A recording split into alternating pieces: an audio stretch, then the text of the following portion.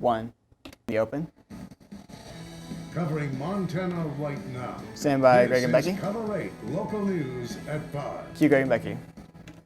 Well, good evening. I'm Becky Hillier. Thanks so much for joining us, everybody. I'm Greg Lamont. After facing $2 million worth of damage Ready, only 10 package days B? before the first day of school, Shepherd students from second grade and up started classes on time today. Color 8's Audrey Mayer has the story. And package. Just Go days next. after Yellowstone County's hailstorm pelted the area, the Shepherd School District is proving its resilience.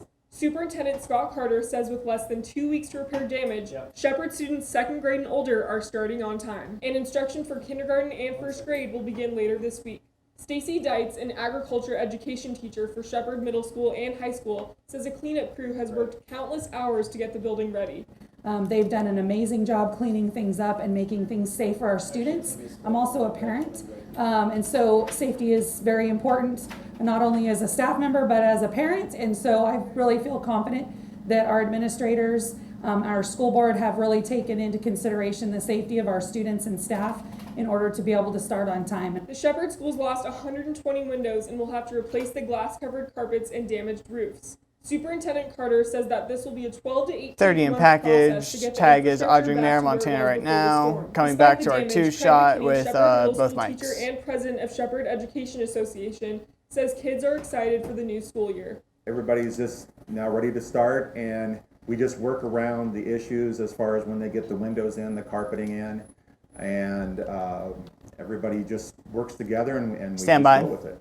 In Shepherd, I'm Audrey Mayer, Montana, right now. Cue Greg and Becky. And Superintendent Carter says that the Shepherd schools will now turn their attention to the bond issue. After the $17.9 million bond failed in May, the Shepherd schools are now asking for $11.9 million to update cafeterias, classrooms, and athletic facilities. Well, it is another hot one Ready, out boxes? there today, but cooler and wetter weather are on the way. In boxes. Here's Race Tracy singer Smith now Tracy. with your First look at the forecast. Hi, Tracy. Cue Tracy. Yes, hi there, you guys. Well, so far we're already seeing some cooler and weather in northern Wyoming. We've been seeing showers Camera's and clear. thunderstorms tracking across the northern portions of Wyoming. Ready, impacting Becky on a areas straight like one. Cody. We're gonna wipe to We'll see her. some rain showers impacting Sheridan as well, and you're talking temperatures mostly into those lower 70s, as Billings has already climbed up into those lower 90s. Now, as we said, an approaching cold Stand by, front is Becky, on making its camera way one. here tomorrow, and we'll have those details coming up here in just a bit. Cue Becky. By a split decision, the Montana Supreme Court reversed Ready, the VO, man's nay? conviction for the July 1999 drowning of his wife in southeastern Montana. In VO. Brian David Laird was found guilty in 2016. Ready, Greg, out of on camera Bighorn two. We're County gonna wipe to him. District Court for killing his wife, Catherine Laird. He was sentenced to 100 years for that conviction. According to the Supreme Court's opinion, 4 of the 7 justices agreed the trial judge wrongly allowed an FBI agent to testify. A medical examiner said marks on his neck were troubling. That medical examiner died before the trial and therefore could not personally testify. 2 justices say the judge should have Stand by, Greg, on dismissed the two. case due to a lack of evidence. At this time, the case is referred back to district court in Bighorn County. Cue Greg. Recent studies show many cases of human Ready, trafficking VO, nay? happen in motels and hotels. Just last week, some quick-thinking hotel employees reported a potential case of sex trafficking in Great Falls. In VO. The alleged trafficker is now charged. Ready, and a Sutton college B. wrestling coach is accused of being involved.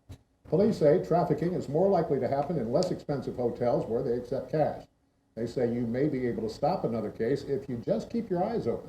Watch for a guy way older than a girl. See if the girl is dressed appropriately for the weather or has a lot of makeup on. Sutton B. Kill his mic. The Internet Crimes Against Children Task Force that we're a part of was Let's now continue tracking VO those. with Greg's So in mic. years to come, we will have statistics on this type of. She asked questions as the activity. tag.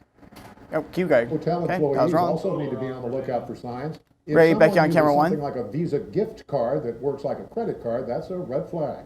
Traffickers will do this so they can't be traced.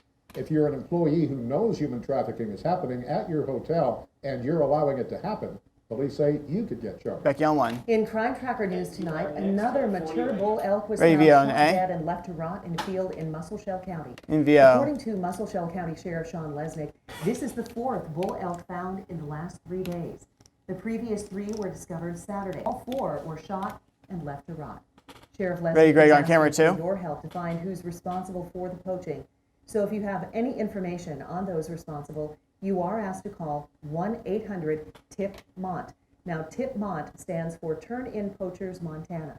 That number is on your screen, but once again, 1-800-847-6666. 68. You may remain anonymous and may be eligible for cash rewards on information leading to the arrest Ready, of Greg, on those two. responsible. Cue Greg. With kids back in school this week, it's Ready, important to remember boxes. as drivers, we need to share With our Live roads U1. between students and buses.